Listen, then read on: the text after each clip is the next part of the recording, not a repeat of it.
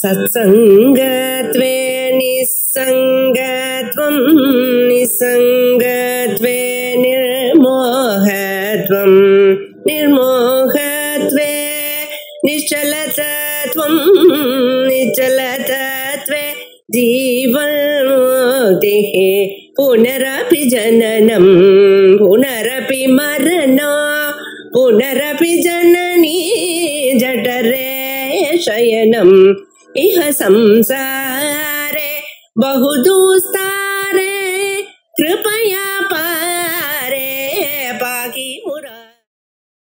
सुव्रतः सुमुखः सूक्ष्मः सुकोशः सुखदः सुकृत् मनोहरो जितक्रोधो वीरबाहुर्विदारणः।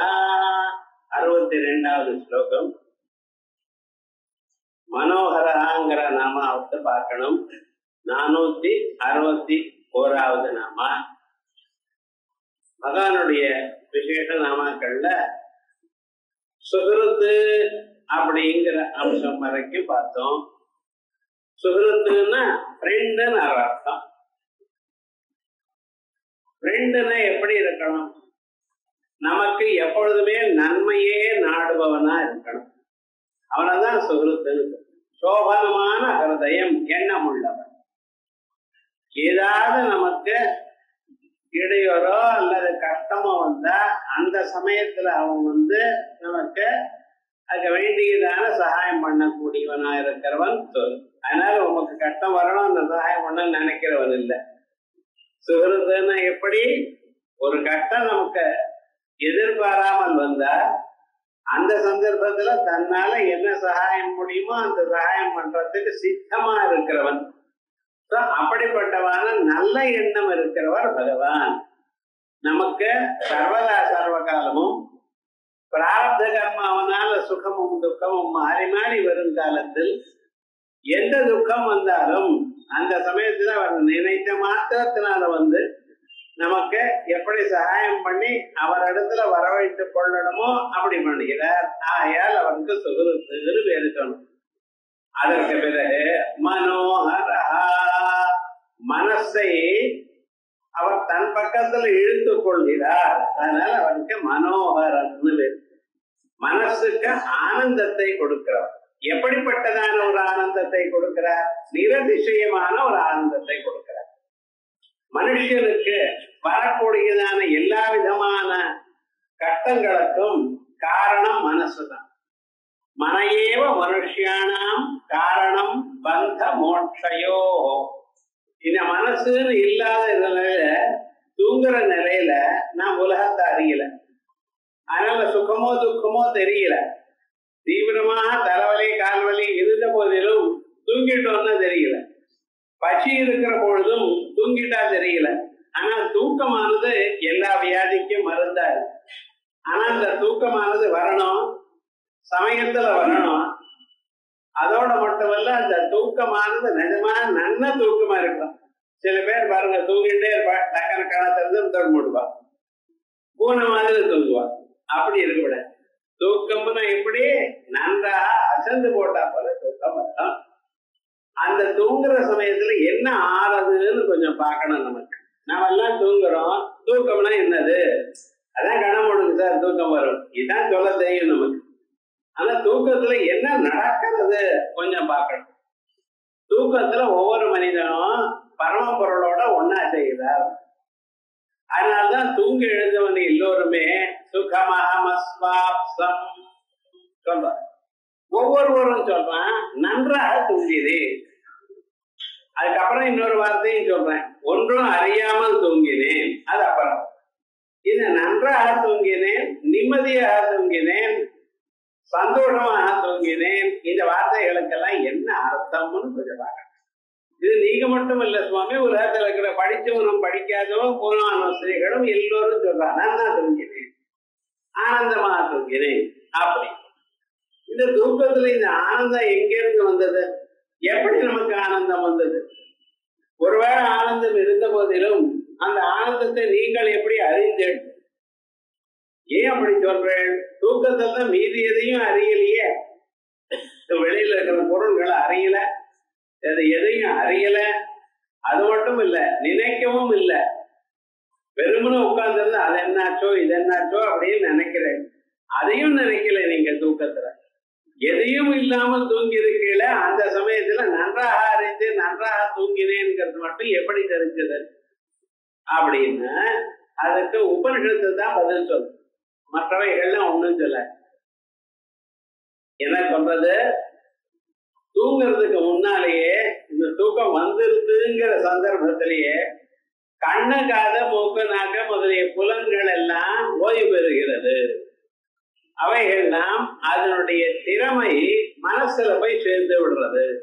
அதனாலதான் சில சமயத்துல நம்மளை பத்தி எதோ பேசிட்டு இருக்கான்னு தெரியுது, ஆனா என்னதுன்னு தெரியல, அதை யோசனை பண்ணல.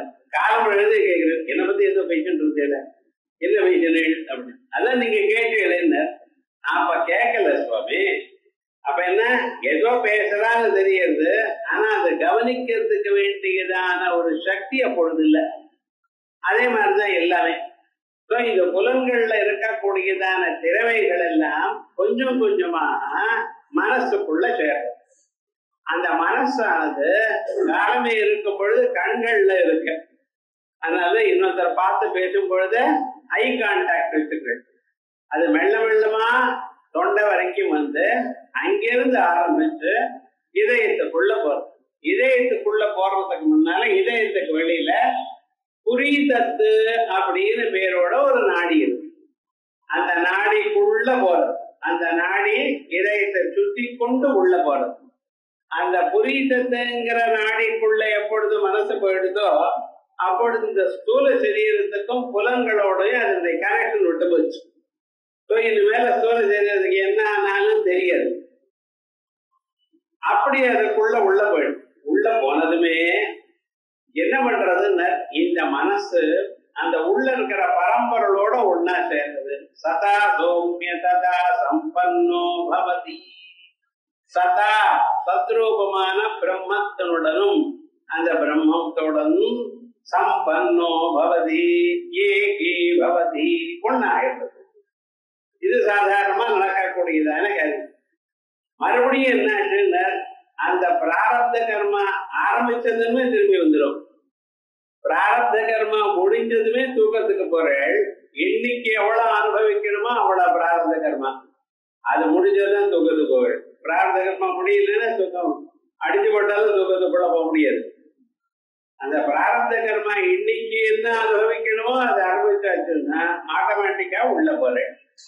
அதே போலயே மறுபடியும் எப்பொழுது பிராரப்த கர்மா ஆரம்பிக்கிறதோ அப்பொழுது உள்ள இருந்து வெளியில வரேன். சத்யதா வியாக்ரோவா சிம்மோவா மிருகோவா கீட்டோவா தந்தோவா பதங்கோவா எப்படி எப்படி என்னென்ன பிராணி எந்தெந்த சரீரத்துக்குள்ள உள்ள போறதோ மறுபடியும் அந்த சரீரத்தை வந்து வெளியில வருது. இது தூக்கத்தில் நடக்காது. இப்ப இந்த பரமாத்மாவோட ஒண்ணா சேர்ந்திருக்கீங்களா இல்லையா? அந்த பரமாத்மா எப்படிப்பட்டவரா இருக்க? அவர்தான் ஆனந்த கனரா இருக்க. ஆனந்த விக்கிரகமா இருக்கிற அந்த பரமாத்மாவோட நீங்க சேர்ந்ததுனால நிம்மதியா தூங்கினேன் சார், சந்தோஷமாக தூங்கினேன் சார், ஆனந்தமாக தூங்கினேன். இந்த ஆனந்தம் எங்க இருந்து வந்தது? அந்த பரம்பொருளோட சேர்ந்ததுனால. பரம்பொருள் கிட்ட போய் அவரோட சேர்ந்ததுனாலேயே இந்த ஆனந்தம் என்றால் பரம்பருடைய திருவடியிலேயே ஒன்றாயினே. ஆனால் அப்பொழுது எவ்வளவு ஆனந்தம் இருக்கும் பாருங்க. அதான் முக்தி. இந்த முக்திக்கு தூக்கமானது திருஷ்டாந்தம். முக்தியில உலகம் தெரியாது, தூக்கத்துல தெரியறதுதான். இங்கேயே தெரியலையா, அங்கேயே எப்படி தெரிஞ்சிருக்க? அப்ப என்ன, உங்களுக்கும் இந்த ஸ்தூல இந்த வெளி உலகத்துக்கும் கனெக்ட் இருந்துன்னா அம்மா அப்பா அக்கா தங்கை அண்ணா தம்பி ஆசைக்காரர் குழந்தைகள் எல்லாமும் இந்த ஸ்தூல சரீரத்தை நாடித்தான் இருக்கு. இந்த ஸ்தூல சரீரம் போச்சு, இவாளுடைய கனெக்ஷன் போச்சு. அதனால்தான் மரணத்தை கண்ட பயப்படுறோம். அந்த ஸ்தூல சரீர கனெக்ஷன் அப்பப்ப டெய்லி போறது நமக்கு தூக்கத்துல. இப்படி இந்த தூக்கத்துக்குள்ள இருக்கிற ஒரு ஆனந்தம் இருக்கு, அது திவில ஆனந்தம். அங்க முக்தியில வரக்கூடியதான ஆனந்தம் இருக்கு பார்த்தீங்களா, அது நித்திய ஆனந்தம். அந்த ஆனந்தத்துக்கு அழிவில்லை. தூக்கத்துல இருக்கிற ஆனந்தம் யாராவது எழுப்பிட்டா போயிடுதுன்னு, இல்ல நடுவுல சொப்னம் வந்ததுன்னா போயிடுது. வேற யாரும் எழுப்ப வேண்டாம். உங்களுக்கே ஒரு சொப்னம் வந்ததுன்னு இந்த சொப்பனம் முடிகிற காலத்துல முடிச்சுட்டு தான் முடிக்கிறது. சில இதுல எந்த அளவுக்கு சோம்பேறித்தனம்னா சொப்பனம் முடிஞ்ச பிறகு அப்படியே மறுபடியும் தூக்கத்துக்கு போறாரு. ஆனா முழிக்காம தூக்கத்துக்கு போக முடியாது. மனுஷனுடைய நிலை அப்படி. ஆயால் எல்லோரும் தூக்கத்தில் இருக்கக்கூடியதான ஆனந்தமான ஒரு திவித ஆனந்தம், அதை விட நிரதிசயமான ஒரு ஆனந்தம், ஏற்றத்தாழ்வு இல்லாதான முடிவற்றதான ஒரு ஆனந்தம் இருக்கு. அந்த ஆனந்த வடிவமாக பகவான் இருப்பதனால் மனோஹரதி உங்களுடைய மனசானது அங்கே இழுக்கப்படுகிறது. ஆயால் நிரதிசய ஆனந்த ரூபத்வாத் மனோஹரதி மனோஹரா. இது உபனிஷத்து யோவை பூமா தத் சுகம் நால்பே சுகமஸ்தே எத்திர நான்யத் பஸ்யதி. என் நிலையில நீங்க வேற எதையும் பார்க்கலையோ, எதையும் கேட்கலையோ, எதையும் நினைக்கலையோ, எதையும் பார்க்கலையோ, அப்படிப்பட்டதான ஒரு ஸ்வரூபம் ஒரு நிலை இருக்க. அந்நிலைக்கு பூம நிலை என்று பெயர். அந்த பூம நிலை இருக்க அதுதான் நிஜமான சுகம். மற்றவைகள் எல்லாம் கொஞ்சமா அப்பப்ப சுகத்தினுடைய வாசனை கந்தமே நிஜமான சுகம் இல்லை. அதான் எத்திரனால் யோவை பூமா தத் சுகம் நால்பே சுகமஸ்தே இது ஸ்ருதே. ஆகையால் பகவான் மனோகரா, எல்லோருடைய மனசையும் அவர் தன்னிடத்துல இழுத்துக் கொள்பவர். இப்ப உலகத்துல எல்லாரும் பக்தியா இருக்கணுமே, அவளுக்கு தெரிகிறது பக்தின்னு என்னது. பகவானுடைய உயர்வை அறிந்து அவரிடத்துல மனசை செலுத்துவது. மற்றவர்கள் பகவானுடைய உயர்வை அறியல, அவருடைய மகிமை என்னன்னு தெரியல. நமக்கெல்லாம் பகவானுடைய மகிமையை தெரிந்து கொள்ளணும். பகவானுடைய மகிமை எப்படி தெரிந்து கொள்ள முடியும்? சாஸ்திரத்தினால்தான் முடியும். ஏன்னா அந்த மகர்ஷிகளோ பஸ்வாதி கணங்களோ மனுக்களோ யாரும் அவரை தெரிஞ்சுக்கிறது. ஏன்னா இவளுக்கு முன்னால் அவர் இருந்தவர், ஆதி காரணமா இருக்கிறவர். ஆகையால் அவருடைய ஸ்வரூபம் மாற யாருக்கும் தெரியாது, அவர் சொன்னாதான் தெரியும். அப்படிப்பட்டதான அந்த பரமாத்மாவுடைய ஸ்வரூபம் அது ஆனந்தமயமா இருக்கிறதுனால எல்லோருடைய மனசையும் இழுக்கிறது. ஆகையால் மனோஹரா, மனச கவரட்டும், அது அப்படி இருக்கட்டும். அவரிடத்துல ஏதாவது உயர்ந்ததான குணம் இருக்கா? நம்ம இடத்துல எங்கேயும் யார் இடத்துல இல்லாதான ஒரு குணம் அவரிடத்துல என்னது? குரோதத்தை ஜெயிச்சவர். கோபமும் குரோதம்னு சினம். மனுஷியாளுக்கு ஏதாவது ஒண்ணு சொன்னா டக்குன்னு கோபம். இந்த கோபமானது எங்க இருந்து வருதுன்னு கொஞ்சம் யோசனை பண்ணணும். அப்புறம் கோபம் போயிடும். நம்ம கோபம் வருதுன்னு சொல்றோம், கோபத்தை அடக்குன்னு சொல்றா. கோபம் வந்த பிறகு 1 2 கூட எண்ணுன்னா கோபம் போனப்புறம் எண்றான். அது அப்ப எண்ணினான்னா அது கோபம் இல்லைன்னு அர்த்தம். ஏன்னா கோபங்கிற ஒரு பதார்த்தம் வரும் பொழுது கங்கா பிரவாக மாதிரி வந்து இடிச்சு தள்ளிட்டு போறது. அவன் தகாத வார்த்தையை பேசி விடுறான், எது பண்ணப்படாதோ அதை பண்ணி விடுறான். அதனால அந்த கோபத்தை அடக்குன்னு சொன்னா 1 2 3 எண்ணு, தலைகை எண்ணு, மௌனமாயிரு, தேர்ந்தெடுக்கக்கூடிய எதாவது சொல்லுவா லோகத்துல. ஒண்ணும் அப்ப நடக்காது. நிஜமா கோபம்னா என்ன வருது அதை புரிஞ்சுட்டா நமக்கு தெரியும். கோபமானது எப்ப சார் வர்றது? யோசனை பண்ணீங்கன்னா, எப்பொழுது தாங்கள் ஒரு பொருளை நேசிக்கிறீர்களோ, ஏதோ ஒரு பொருள் வேண்டும் என்று கருதுகிறீர்களோ, அப்பொழுது அந்த எண்ணத்துக்கு ஆசைன்னு. இந்த ஆசையானது தடப்படும் பொழுது எதனால் தடப்படுகிறதோ அப்பொருள் மேல வரக்கூடியதான எண்ணத்துக்கு கோபம் இருக்கு. கோபம் என்ன? தாங்கள் எதை நினைக்கிறீர்களோ அந்த நினைக்கக்கூடியதான பொருளானது சரியா உங்களுக்கு வரப்படாதுங்கிற அளவுக்கு ஏதாவது எந்த நிலையிலிருந்து வருதோ அந்த விஷயத்துல உங்களுக்கு கோபம். நீங்க வேணும்னு கேட்டதை கூடாதுன்னு உங்க அப்பா சொன்னார், இல்ல உங்க ஆட்டுக்காரர் சொன்னார், இல்ல உங்க ஆட்டுக்காரி சொன்னார். அப்பொழுது பக்கம் கோபம். ஏன் நமக்கு கூடாதா? ஏன் எனக்கு இருக்கக்கூடாதா? அது பொருள் மட்டும் இல்லை, வேற எதுவா இருந்தாலும் இது கருப்பா இருக்குன்னு சொன்னா இல்ல வெளுப்பா இருக்குன்னு சொன்னா அவ்வளவு கோபம். இப்ப விவகாரம் என்ன? தாங்கள் எது இப்படி இருக்கணும் என்று நினைக்கிறீர்களோ அது தடப்படுமேயானால் அப்பொழுது உங்களுக்கு வரக்கூடியதான எண்ணத்துக்கு கோபம்னு பேர். இதை நம்ம புரிஞ்சுட்டோம்னா அப்புறம் கோபத்தை ஜெயிக்கிறதுக்கு முயற்சி பண்ணணும். கோபத்தை எப்படி ஜெயிக்கணும் ஒண்ணு ஞாபகம் வச்சுங்க. உங்களுக்கு எப்படி மனசு இருக்கோ அப்படிதான் மற்றவர்களுக்கும் மனசு. நீங்க எப்படி நினைக்கிறீங்களோ அப்படி அவளும் நினைக்கலாம். உங்களுக்கு மாறாவும் நினைக்கலாம். அவ மாறுதலா நினைக்கிறதுனால அப்படி பேசிட்டு இருக்க. இப்படி யாராவது சொன்னா அவனுக்கு அப்படி சொல்லக்கூடியதான ரைட் உண்டு சொல்லலாம். ஆனா அது ரைட்டா இல்லையா நம்ம யோசனை பண்ணி பார்ப்போம் அப்படின்னு நினைச்சதுல கோபம் போயிடும். முதல்ல என்ன பண்ணா அது என்ன என்கிறது புரிஞ்சுக்கணும். எல்லோருக்கும் தனித்தனியாக மனசு இருக்க, அவ அந்த மனசுல வெவ்வேறு விதமாக பார்க்கிறார்கள். ஆகையால் அவ இப்படி பேசிட்டு இருக்கா அப்படின்னு தெரிஞ்சுட்டோமே ஆனால் அப்புறம் நமக்கு வந்துடும். நீங்க எதை நினைக்கிறீங்களோ அது உங்களுக்கு வராம அவ தடுக்கிறதுக்கு காரணம் என்ன? அவளுக்கு ஒரு இண்டிபெண்டா மனசு இருக்கு. அவ உங்களுக்கு வரப்படாதுன்னு அவ நினைக்கிறா. அவ நினைக்கிறது ரைட்டா தப்பான்னு கொஞ்சம் யோசனை பண்ணி பார்த்தேனால் அப்பொழுது முன்னால வந்தாலும் கோபம் வராது. ஆனா எப்படின்னு அவன் பண்றது தப்பு, எனக்கு தான் வரணும் அப்படின்னு நினைச்சு நீங்க முயற்சி பண்ணுவீங்க. கோபம் வந்ததுமே ஆனால் அந்த கோபமானது என்ன பண்றது? உங்க மனசுல இருக்கக்கூடியதான சக்தியை புரிஞ்சு விடுறது. அதனால கோபம் வந்தவனால எந்த காரியமும் பண்ண முடியறது இல்லை. டக்குன்னு கோபம் வந்தா 4 விஷம் வச்சுட்டான், ஏதோ கையால அடிக்க போயிட்டான், அடுத்த க்ஷணம் அவனுடைய சக்தியில பாதி சக்தி போயிடுது. அவன் முயற்சி பண்ண முடியல, அந்த காரியத்தை சாதிக்க முடியல. ஆனா சாந்தமா இருந்தவன் அவனை முழு முயற்சியோடு அவன் பிடிக்கலாம். நீங்க வேண்டாம்னு சொல்றல, நான் அழைத்து தேர்றேன் பாருங்க அப்படின்னு சாந்தமா இருந்து ஆரம்பிச்சடையா முழு முயற்சி அதுல போட்டு நீங்க அதை நிச்சயமா ஜெயிக்கலாம். இதுதான் ரகசியம். ஆயால் எப்பொழுதுமே இன்னொரு மேல கோபித்துக் கொண்டோமே ஆனால் கோபமானது ஆசிரிய நாசகம். எங்க இருக்கோ அங்கேயே அழிக்கிறது.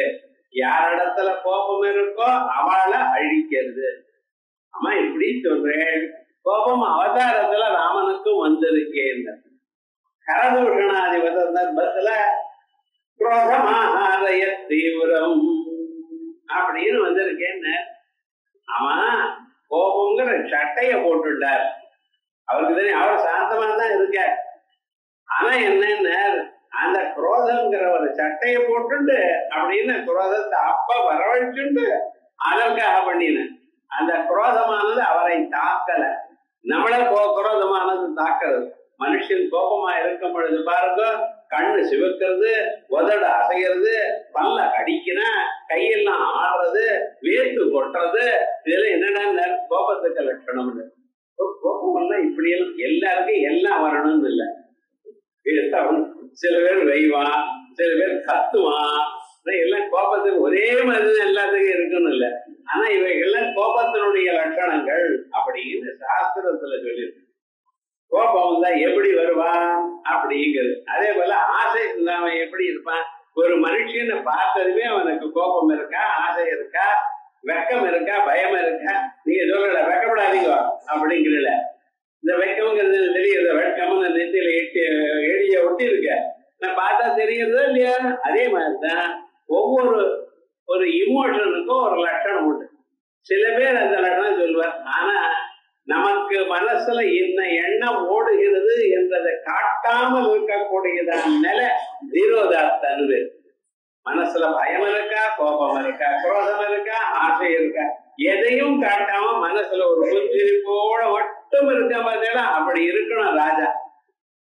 தன் மனசுக்குள்ள என்ன இருக்குங்கிறது இன்னொருத்தரை பார்க்க முடியாம இருக்கணும்னு சொல்ற. அது மாதிரி இங்க பகவான் ஜித குரோதா, குரோதத்தை ஜெயித்தவர். ஜிதா குரோதாயேன சஹா ஜித குரோதா வேதமர்யாத ஸ்தாபனார்த்தம் சுராலீன் ஹந்தி நது கோபவசாதிதி. ஆமா நீங்க இப்படிதான் சொல்றேன். ஒவ்வொரு அவதாரையும் பாருங்க. அவர் கோபத்தினாலதான் ராவணனை கொண்டார், கோபத்தினால்தான் இரண்யாட்சனை கொண்டார், கோபத்தினால இரண்யரை கொண்டார், அப்படி இரண்யகசிபை கொண்டார். பிரகலாத சரித்திரம் பார்க்கும் பொழுது அந்த சமயத்துல அங்கிருந்து இறங்கி கீழே வந்து என்ன பண்ணினார், அந்த இவருன்னு கிடைச்ச உடம்புல போட்டுட்டு அவன் மடியில போட்டுட்டு அவருடைய வயத்தை கிழிச்சு நரம்புகள்லாம் கிழிச்சு மாலையை போட்டுட்டாருன்னு சொன்னார். இது என்ன கோபம் இல்லையோ? இப்படிப்பட்டதான கோபம் நமக்கு எல்லாம் நினைச்சு கூட பார்க்கலையே. அவ்வளவு கோபம் வந்துருக்கு, திதக்ரோதன்னு சொல்றாரு அப்படின்னா பார்த்துக்கணும். இப்ப அசுராலை ஏன் சொன்னார்? வேத மரியாதா ஸ்தாபனார்த்தம் சுராதின்னு. தனக்கு கோபம் இருக்குங்கிறதுனால ஹிம்சை பண்ணல, வேத மரியாதையை நிறுத்தணும். அவருடைய வேலை என்ன சார்? அந்த வேலையானது கர்மா, வேதத்தை வேத மரியாதையை காப்பாற்று. யதா யதாஹி தர்மஸ்ய க்ளானிர் பவதி பாரத அப்யுத்தானம் அதர்மஸ்ய ததா ஆத்மானம் சுஜாம்யஸ்மி. தர்ம சம்ஸ்தாபனார்த்தம், அதுக்காகத்தான் அவருடைய பிறவி அவர் உருவத்தை எடுத்தது.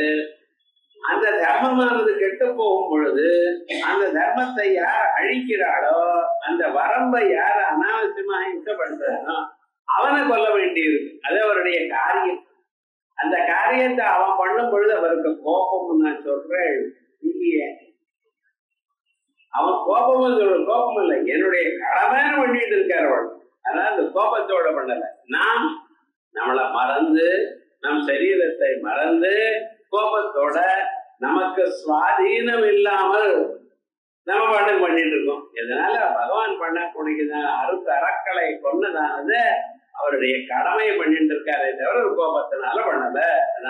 வேத மரியாதா ஸ்தாபனார்த்தம் சுராதீன் அந்தி நாத்து கோபவசாதித்யர்த்தா. இதனால என்ன சொல்றது? இந்த குரோதம்ங்கிறத நாம முயற்சி பண்ணி தடுக்கணும். பகவான் கீதையில மனுஷாளுக்கு எல்லோருக்கும் சத்ரு யாரு அப்படின்னு கேட்டும் பொழுது காமயேஷ குரோத ஏஷ ரஜோகுண சமுத்பவா மகாஜனோ மகாபாப்மா வித்யேனமிய வைரிணம் காமயேஷ குரோத ஏஷ. இந்த ஆசைன்னு ஒண்ணுப்பா, ரெண்டாவது கோபம்னு ஒண்ணு. இந்த ரெண்டும் காமயேஷ குரோத ஏஷ ரஜோகுண சமுத்பவா. மனுஷனுடைய ரஜோகுணத்துல இருந்து உண்டாச்சுப்பா. இதுதான் நிஜமாக மனுஷனுக்கு சத்ரு. ஏன்னா கோபத்துல ஏதோ வார்த்தையை பேசிப்படுறோம்.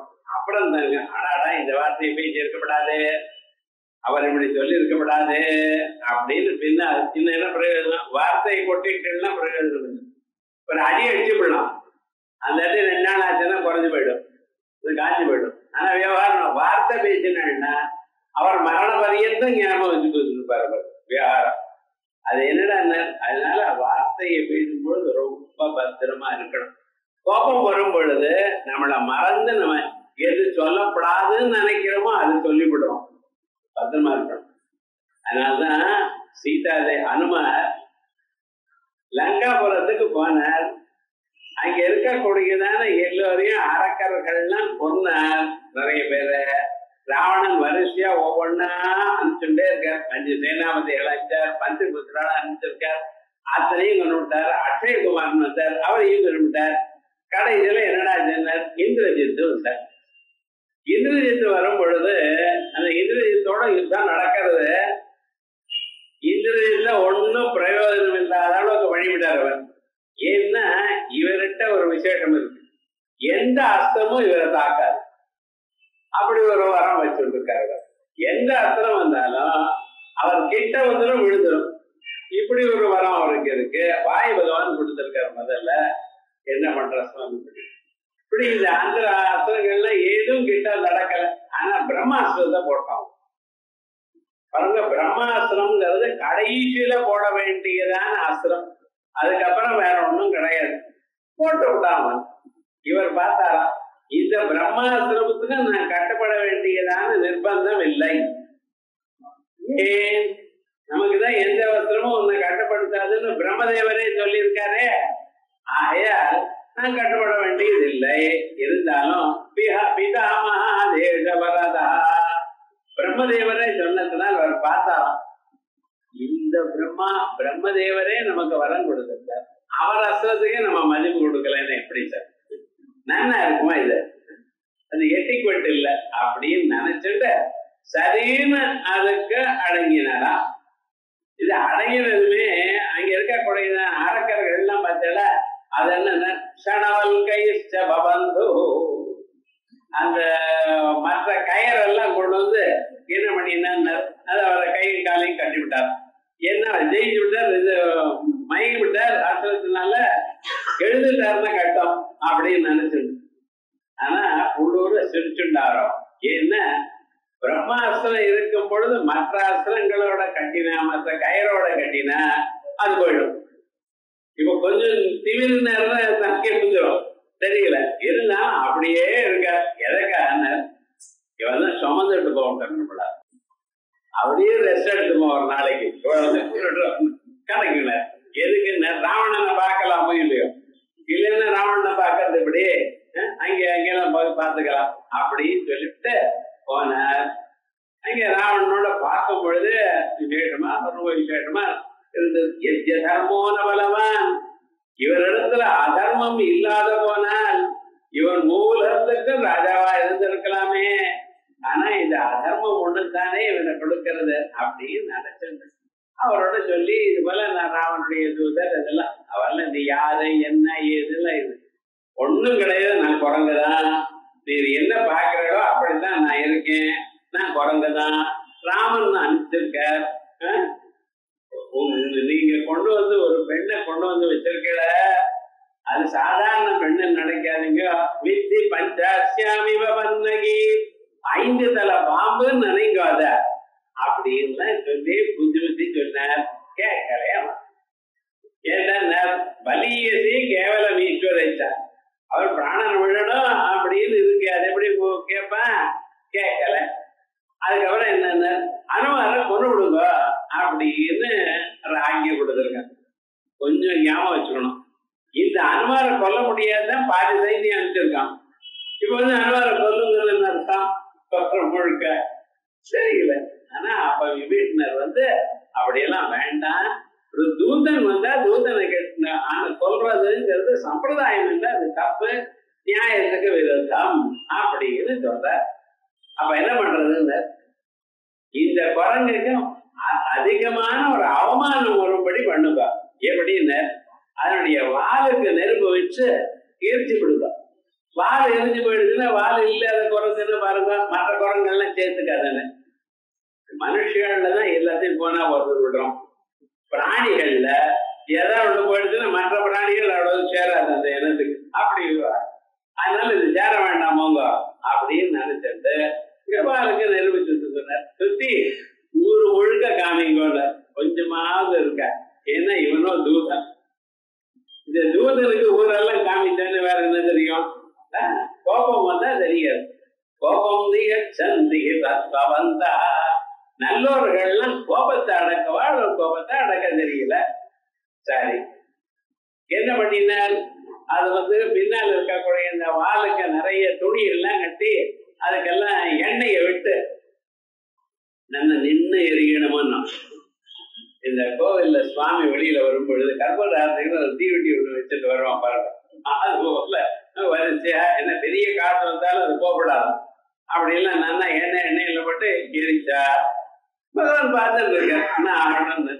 ஒழுக்க அங்கங்க என்னென்ன இருக்கோ தெரு தெருவுக்கும் சிறு சிறு தெருவுலையும் எல்லாரும் இருக்கோ இங்க என்னென்ன இருக்கா எல்லாம் பார்த்துட்டேன். இவர் காரியம் வந்துன்னு அதுக்காக தான் இவர் வந்திருக்காரு.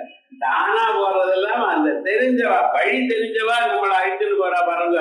சரி, வெரி குட் அப்படின்னு வர எல்லாத்தையும் பார்த்துட்டு மறுபடியும் எந்த இடத்துதோ அந்த இடத்துக்கு வந்தாரியா. வந்ததுமே என்ன பண்ணினார் தெரியுமா? நான் முன்னால் இப்ப பெரிய உருவமா இருக்க, இவர்கிட்ட இந்த ஒரு சக்தி இருக்கு. பெரியவர் சின்னவராகலாம், சின்னவரா இருக்க பெரியவரா இருக்க. இவர் ஒரே தடவை என்ன ரொம்ப சின்ன குரங்கா ஆயிட்டு, சின்ன குரங்கா இருந்துமே பெரிய குரங்கா இருக்கும் பொழுது அதுக்கு கட்டினதான கட்டெல்லாம் இருக்கும்போதுல இவர் சின்ன சைனா இருந்துமே அது லூஸ் ஆயிடும். அப்படியே இந்த வாயில கை எடுக்கிறப்போ எடுத்துட்டாரு. அவ்வளவுதான். இதை கட்டி அவன் இதை எதிர்பார்க்க இப்படியெல்லாம் யாராவது எதிர்பார்ப்பாளா? எதிர்பார்க்க வெளியில வந்துட்டார். வெளியில வந்தவரு ஒரு குதிச்சா பெரியவர் ஆயிட்டார். மருந்து விவகாரம் என்னடா வந்து அங்க இருக்கக்கூடிய அரக்கெல்லாம் அடிச்சு விரட்டி இன்னும் பின்னால இந்த வாயில நெருப்பு இருக்காலே அப்பதான் அவருக்கு ஞாபகம் இருக்கு. அடாடாடா நம்ம வாயில நெருப்பு இருக்கு, 4-5 மணி நேரமா அப்படின்னு சுத்த வச்சா நமக்கு ஒண்ணுமே ருஜம் எனக்கு ஒரு விதமான துன்பத்தையும் உண்டு பண்ணலையே. என்ன பகவான் எதுனால நெருப்பு சுடாம இருக்குமா? இது என்ன சார் இங்க நடக்கலையே, வாளுக்கு நெருப்பு சுடலையே, என்ன ஆச்சுன்னு? ஓஹோ, இது ராமனுடைய காரியம், ராம பிரபாவாதாச்சரியம். ராமனுடைய பிரபாவத்தினால எரியல. இல்லைன்னா எங்க அப்பா வாயு, அந்த வாயுக்கு இன்னொரு உள்ள இருக்க அவர்தான் அக்னி பகவான். என்ன சொல்லுவார சொல்லுங்க பார்க்கலாம். அதனால சொல்லல. இல்ல சீதா தேவியாக கருதம், அந்த மகாத்மா சீதா தேவி அப்பாவுடைய கருணை இருக்குமேயானால் அது எப்படிப்பட்டதான ஒரு பதார்த்தமா இருந்த போதிலும், விஷமா இருந்தாலும் ஆளாக விஷமா இருந்தாலும் அது சாந்திச்சு விடும். அம்பாளுடைய ஒரு கடைக்கண் பார்வை இருந்தான்னா அது போரும் போங்க. திருஷா தாகியஸ்யா தரிதளித நிரோத்பலருச்சா தவியாம்சம் தீரம் கிருபையா மாமபி சிவே. என்னையாவது பாருங்க மன்னர், அனேநாயம் தன்யோ பவதி நச்சதே ஹானிரியதா. உங்களுடைய பார்வை என் மேல விழுத உங்களுக்கு ஒன்றும் நட்டம் இல்லை, உங்களுக்கு ஒன்றும் குறைஞ்சு போகல. அனேன அயம் தன்யோ பவதி, என்னுடைய வாழ்க்கை முன்னுக்கு வரதம்மா. சாமி ஹிமகர சமகர நிபாதோ ஹிமகர வனேவா அந்நேவா. காட்டுல நிலம் வந்தாலும் இல்ல வீட்டுக்குள்ள இருந்த போதிலும் சமுத்திரத்துக்கு நடுவுல இருந்தாலும் சந்திரனுக்கு ஏதாவது கட்டம் உண்டோ? இல்ல. ஆனா நம்ம வீட்டுக்கு மேல நிலை இருந்தா நாம் சந்தோஷமா இருக்கோம். அது மாதிரி அந்த அமிர்தமயமான ஒரு பதார்த்தம். அதனால அம்பாட்டியோட அனுகிரகத்தினால இது எரியலையோ இப்படி எல்லாம் யோசனை பண்ணி அப்புறம் பார்த்தா அஸ்ய சந்தர்ப்பணம் நியாயம், இவருக்கு மரியாதை பண்ணணும். இது நம்ம வாழை பிடிச்சிருக்காரு, பெரியவரா இருக்கிறவா இப்படி நம்ம கிட்ட வந்து பண்ணிருக்க, இவருக்கு சந்தர்ப்பணம் பண்ணணும், சாப்பிடுறதுக்கு எதை கொடுக்கணும் அப்படின்னு நினைச்சு என்ன பண்ணினா பிரஹஸ்தஸ்ய கிரகம் கத்வா, பிரஹஸ்தருடைய வீட்டுல இருந்து ஆரம்பிச்சார். ஒவ்வொருத்தர் வீட்லயும் கொதிக்க வேண்டியது, ஜன்னல் வழியா வாழ விட வேண்டியது. என்னடா ஜன்னல் உள்ள இருக்கிற பொருள்லாம் நல்லா எரியிற வரியத்தை பார்க்கணும், அதுக்கப்புறம் எடுத்துட வேண்டியது, அடுத்த வீட்டுக்கு போகணும். இப்படி ஒவ்வொருத்தர் வீடா ஒவ்வொரு ஜன்னலா அப்படி குதிச்சு எல்லாருடைய வீடும் கட்டி விட்டுட்டாங்க. எல்லாரும் பாருங்க, அவ கொஞ்சமா தெரிய வேண்டாமா, ஒவ்வொரு கட்டிட்டு ரோடுக்கு வந்து அழறாளாம். இப்படி வந்துட்டு என்ன இது வரைக்கும் எதிர்பார்க்கல. அப்பப்ப ஏதாவது ப்ராப்ளம் வந்தா நமக்கு தெரியும். ஒரு ப்ராப்ளமும் வந்தது கிடையாது. ராவணனுக்குன்னா எல்லோருக்கும் பயம். எல்லோருடைய வீட்லயும் ஒரே தினம் எங்க வீடு எரியுது, எதிர்க்க பார்த்து அவா வீடு எரிக்கிறது. இவன் வந்து அந்த வீடையும் பார்த்துட்டு இருக்கான். இந்த வீட்டுல என்ன நாசமாச்சு வெளியும் அதுவும் வியாபாரம் இல்லை. இப்படி ஒவ்வொரு வீடும் கம்ப்ளீட்டா எரிஞ்சு போயிடுது. எரிஞ்சு போனதுமே அப்படி நேர சமுத்திரத்துக்கு வந்த. இப்ப என்ன ஆச்சுன்னா அந்த வார சமுத்திரத்தை விட்டார். என்ன ஆச்சுன்னா சாந்தியாச்சு. அப்புறம் பார்க்கிறாரா, அடாடா நான் என்ன காரியம் பண்ணினேன், முழுக்க எரிஞ்சு போயிடுது. சீதாதேவி எரிஞ்சு போயிட்டு ஒரு இடமும் நான் விடலையே, எல்லாத்தையும் எரிஞ்சு விட்டேனே. இந்த நெருப்புக்கு சந்தர்ப்பணம் பண்ணணுங்கிறதுக்காக நான் இப்படி பண்ணிவிட்டேன்.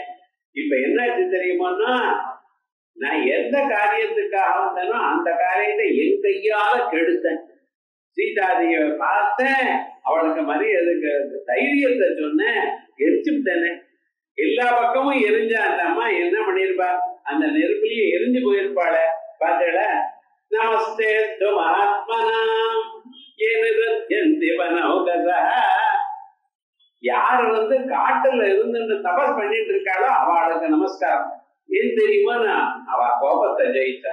நான் இவ்வளவு பெரியவனா இருக்கேன், ராமனை பார்த்தேன், இவ்வளவு ஆச்சு, சமுத்திரத்தை தாண்டினேன், எல்லா தேவதைகளுடைய அனுகிரகத்தையும் பெற்றேன், இருந்த போதிலும் கோபத்தை ஜெயிக்கல. பார்த்தா இப்படின்னு அவர் மேல கோபத்துல, ராவணனுடைய மேல கோபத்துல எரிச்சு விட்டேன்னா, இந்த காரியத்தை கெடுத்து விட்டேன்னு அப்படின்னு கோபம் இல்லாதவர்களுக்கு என்னுடைய நமஸ்காரம்னு சொல்றோம்.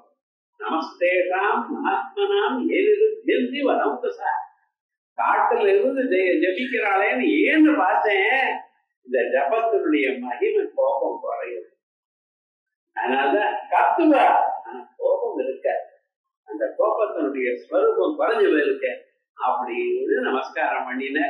அது மாதிரி ஜீதா குரோதா, அப்பொழுது இந்த கோபமானது நமக்கு வரப்படாது, அதை தடுக்கணும். அதான் காமையே குரோதையே ரஜோ குணசமுத்பவ மகாகனோ மகாபாப்மா வித்யே நமய வைரிணம் அப்படின்னு பகவான் சொல்லியிருக்க. அப்புறம் வீரபாஹோ, அடுத்ததாக நாம மனோகரோ ஜிதக்ரோதோ வீரபாஹோ. வீரபாஹோன்னு சொன்னா நமக்கு சுப்பிரமணிய சுவாமி தான் ஞாபகம் வர. ஏன்னா அவருக்கு ஒரு கமாண்டர் சீஃப் ஆஃப் ஃபோர்ஸஸ் இருக்க, வீரபாஹோன்னு பேர். அவர் அதை கொஞ்சம் ஞாபகம் வச்சுக்கணும்.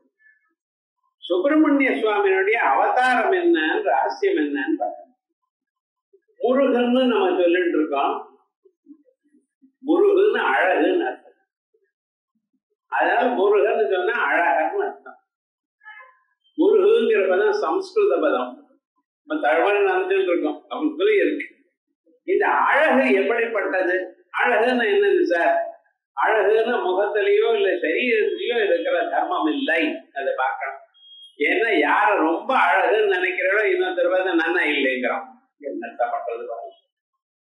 மிஸ் வேர்ல்டுங்கிறான், பார்த்தா சைக்கிள்ங்கிறான். ஒருத்தான் என்னத்த பண்றது ஒண்ணும் சொல்ல முடியாது. இந்த அழகுங்கிறது அவாவாளுடைய மனசுல இருக்கக்கூடியதான ஒரு பதார்த்தம்.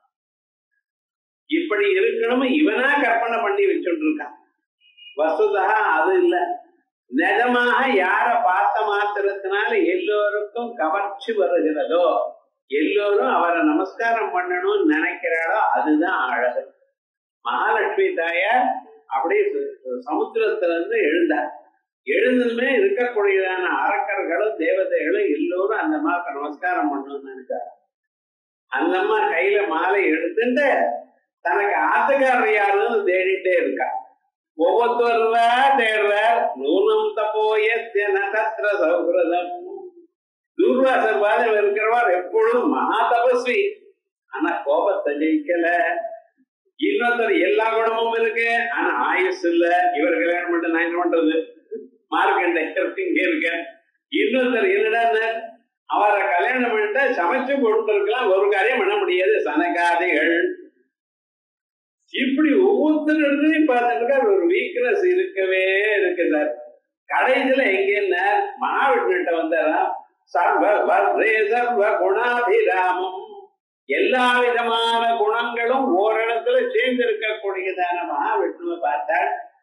பார்த்ததுமே அப்படியே அந்த மாலையை போட்டாலும் மகாவிஷ்ணு எடுத்து மார்பில் வச்சுட்டா கல்யாணம் ஆயிடுது. மந்திரம் கிடையாது, ஒரு மண்ணும் கிடையாது. இப்பதான் லவ் மேரேஜ்ங்கிறத பழைய நாள்லயும் இருக்குன்னு லவ் ஃபர்ஸ்ட் சைட் எடுத்தா விவகாரம் ஆச்சு, எடுத்து மார்பில் வச்சுட்டா அதோட செய்யப்படும்.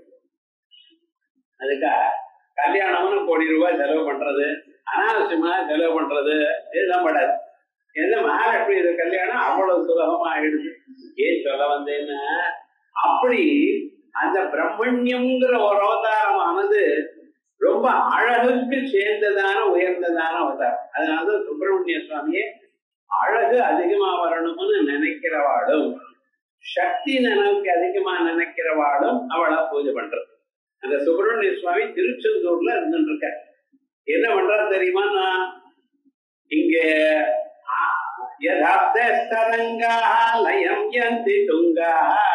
இந்த சமுத்திரத்தினுடைய அலை இருக்க, அது வெகு தூரத்துல இருக்கும் பொழுது பெரிய அலையா இருக்கும்.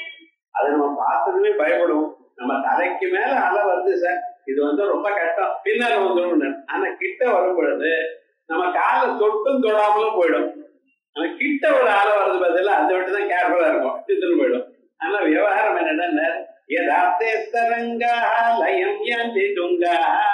சமுத்திரத்தினுடைய அலையானது எட்டி இருக்கும் பொழுது பெருசா இருந்த போதிலும் சமீபத்துல வரும் பொழுது எப்படி சாதாரணமா ஆயிடுறதோ அதே போல தாங்கள் என்ன பார்க்க வந்தவாழ்னா என் திருவுடைய அடைந்த மாத்திரத்தினால உங்களுடைய துன்பங்கள்லாம் போயிடுது அப்படிங்கிறத காமிக்கிறதுக்காகத்தான் திருச்செந்தூரத்துல சமுத்திரம் பக்கத்துல இருக்கான் அப்படின்னு ஆச்சாரியாளுடைய கற்பனை சுப்பிரமணிய புஜங்க ஸ்தோத்திரத்துல.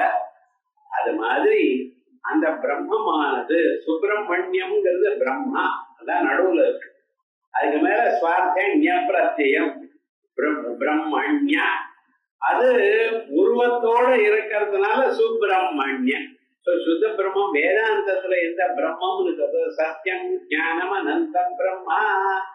அந்த பிரம்மம் தான் சுப்பிரமணியன். ஞான வடிவு அம்பாளுடைய ஒரு சக்தி ஸ்வரூபம். அந்த சுப்பிரமணிய சுவாமி திருச்செந்தூர்ல இருக்கும் பொழுது அவர் என்ன பண்ணினார், திருச்செந்தூர்ல தான் யுத்தம் பண்ணினார் தாரகாசுரனோட. அவர் எப்படி சஹசிரண்ட போக்தா ததா சூர நாமா சூரன் தாரகன் இப்படிப்பட்டலாம் 1000 அண்ணங்களுக்கு அதிபதிகளா இருந்தவர். அவளை கொல்றதுக்காக இவர் அம்ப போட்டா இந்த அம்ப எங்கே போறதோ அந்த இடத்துல இருந்து அவன் தப்பிச்சு ஓடி போயிடுறான். இப்படியே ரொம்ப நாள் இதெல்லாம் பண்ணினான். அவனுக்கு சப்த வேதின்னு ஒண்ணு தெரியும். ஒரு இடத்துல இருந்து அம்பு போடுவான். அம்பு போட்டதுன்னு இவர் அதுக்கு பதிலா அந்த பக்கத்துல அம்பு போட்டா அவன் அங்க இருக்க மாட்டான், இன்னொரு இடத்துக்கு போயிட்டான். இப்படியே நடந்தா எப்படி அவன் இருக்கிற இடம் தெரிஞ்சா தானே அம்பு போட முடியும். தெரியல, என்ன பண்றது? நேரம் அம்மா கிட்ட வந்தார். அம்மா இது போல என்னால முடியல. அம்மா தான் எப்படி சரணாகத தீனார்த்த பரித்ராண பராயணே. அம்பாளுக்கு சரணம்னு நினைச்சா போறோம், கவலைப்படாத. என்ன பண்ணினா தெரியுமா, நான் ஒரு சக்திய ஒரு வேலை தான் உண்டு பண்ணி கொடுத்தான். அதுக்கு முன்னால திரிசூலம் தான் இருந்தது. அதுக்கு முன்னால போய் பார்க்கணும். இவர் பரமேஸ்வருடைய கையில இருக்கிற திரிசூலம் சத்வரஜஸ்தமோ குணங்களா இருந்தது. நடுவுல இருக்கக்கூடியதான கொம்பு கொஞ்சம் பெருசா இருக்கும், அது சத்வகுணம். இந்த பக்கம் அந்த பக்கம் இருக்கிறது வளைஞ்சதுக்கு ரஜோகுணம் தமோகுணம். ஏன்னா அந்த ரெண்டும் வளைஞ்சதா இருக்கும். சத்துவம் தான் நேரா இருக்கும். அதுதான் கையில வச்சுட்டு இருந்தார். ஆனா அம்பாள் என்ன பண்ணினா தான் தனியா ஒரு சக்தியும் தயார் பண்ணினாரா. அதுதான் வேல்னு சொல்றா. அந்த சக்தியை எடுத்து சுப்பிரமணிய சுவாமி கையில கொடுத்து இது போய் ஜபம் பண்ண ஜெய் அப்படின்னு பொண்ணுல அங்கே போனார். அடுத்ததான் இந்த வேலை போட்டார். என்னடா ஆச்சுன்னு அவனுடைய மாயையெல்லாம் கலைஞ்சு விடுச்சு. இந்த சக்தியினுடைய பிரபாவம் என்னாச்ச சகல மாயைகளும் போயிடுது. மாய போனதுமே அவர் எங்க இருக்காருன்னு கண்ணுக்கு எதிர்க்க தெரிய ஆரம்பிச்சது. இவர் முன்னால் அது தெரியல, இவரால சொல்ல முடியல. இப்ப தெரிஞ்சத ஒரே வானம் வாட்டர் போயிடுது கிருஷ்ணார்பணம். ஏன்னா அம்பாட்ட ஒரு சக்தியை வாங்கிட்டாரே, விவகாரம் போயாச்சு. அப்படி அந்த சுப்பிரமணிய சுவாமி அங்க இருந்த அதை எடுத்துட்டு இப்படி நான் ஜெயிச்சேன்னு சொல்லி நேரா வரும் பொழுது அப்பா கிட்ட சொல்லணும். ஏன்னா அப்பா தானே எல்லாத்தையும் நமக்கு சொல்லி கொடுத்தார். ஆனா என்ன அப்பா கிட்ட சொல்லலையே, நேரா அம்மா கிட்ட போயிட்டார். ஏன்னாப்பா அப்பா கிட்ட சொல்லாம வந்து